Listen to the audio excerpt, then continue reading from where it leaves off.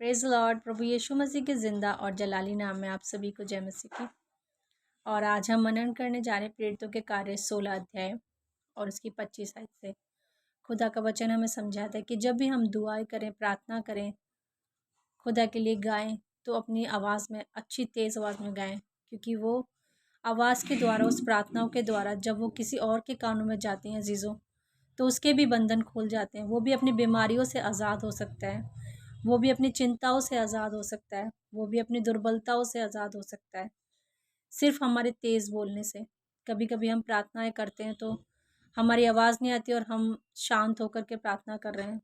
इसका ये है कि हमारे बच्चे भी हमें सीख नहीं पाते कि हमें प्रार्थना किस तरह से करनी चाहिए। प्रार्थना हमेशा हमें तेज़ आवाज़ में करनी चाहिए। वर्शिप खुदा की हमें तेज़ आवाज़ में करनी चाहिए।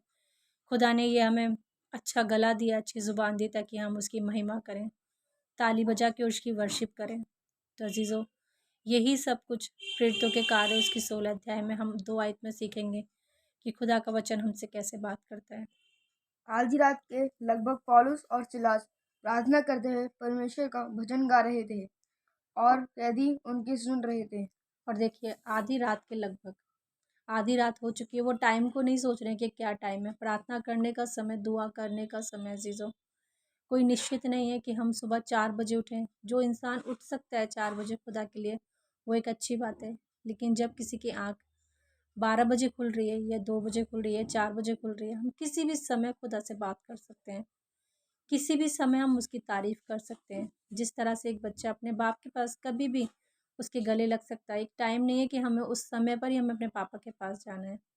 जब भी हमारा मन करे, हमारा मन व्याकुल है या हम खुशी में हैं, हम खुदा का धन्यवाद कभी भी कर सकते हैं। और आधी रात का लगभग था, आधी रात हो चुकी है और पतरस और सीलास दुआएं कर रहे हैं और उन्होंने फिर से और भजन गाना शुरू करा। और आगे खुदा का वचन समझाता है। इतने में एकाएक बड़ा भूकंप आया, यहाँ तक कि बंदीगृह की नवी हिल गई और तुरंत सब द्वार खुल गए और प्रेज सबके बंदीगृह खुल पड़े। Praise Lord. और खुदा का वचन समझा रहा है कि एकदम से भूकंप सा आया जब उन्होंने प्रार्थना शुरू करी और आराधना शुरू करी। हमारी प्रार्थनाओं में, हमारी दुआओं में इतना शक्ति है, पावर है कि हम कुछ भी कर सकते हैं। कुछ भी असंभव नहीं है अजीज़ों हमारे लिए। और उनकी आवाज़ जो है कैदियों के कान में गई और उनको सुनकर के कैदी भी सुनकर के आनंदित हुए और खुश हुए। और जैसा कि लिखा हुआ है कि उसकी 26 आयत में कि उनके बंधन खुल पड़े। उनके जो भी उनके वो भी रस्सियों से बंधे हुए थे, उनके द्वारा, पतरस और सिलास के द्वारा, उन्होंने भी उद्धार को पाया।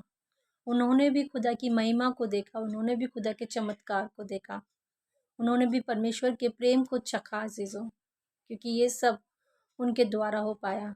क्योंकि जब हम दुआएं करते हैं अपने मुख को खोल करके, जब हम आराधना करते हैं तालियों को बजा करके, उसकी महिमा को हम प्रकट करते हैं अजीज़ों, तो हमेशा हमें ज़ोर ज़ोर से दुआएं करें और ज़ोर ज़ोर से उसकी आराधना करें, ताकि हमारे द्वारा और भी लोग आज़ाद हों, और भी लोगों के बंधन टूटें। क्योंकि बहुत से ऐसा टाइम होता है कि हम चाहते हैं कि जब हम कभी बोलते हैं अपने बच्चों को कि आप प्रार्थना करें, दुआ करें, तो वो शांत हो जाते हैं, वो नहीं करते, क्योंकि उन्होंने हमें नहीं सुना।